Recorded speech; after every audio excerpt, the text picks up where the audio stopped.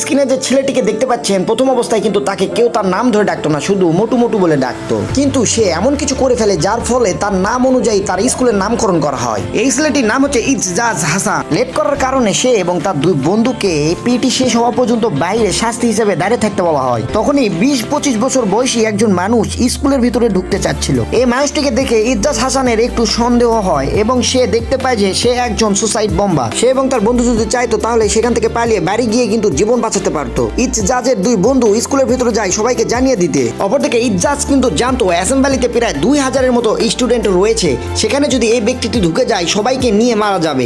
সে কারণে ইজাজ তার সাথে ধস্তাধস্তি করে, আর এই ধস্তাধস্তির কারণে আতঙ্কিত হয়ে এই টেররিস্টটি বাটন চেপে দেয় এবং ইজাজকে নিয়েই সেখানে বমটি ফেটে যায়। এই পাকিস্তানি ছেলে ইজাজের সুপ্রিম স্যাক্রিফাইসের কারণে কিন্তু অন্যান্য স্টুডেন্টরা বেঁচে যায়, আর তার হাই স্কুলের নাম পরিবর্তন করে ইজাজ হাসান শহীদ হাই স্কুল নাম রেখে দেওয়া হয়।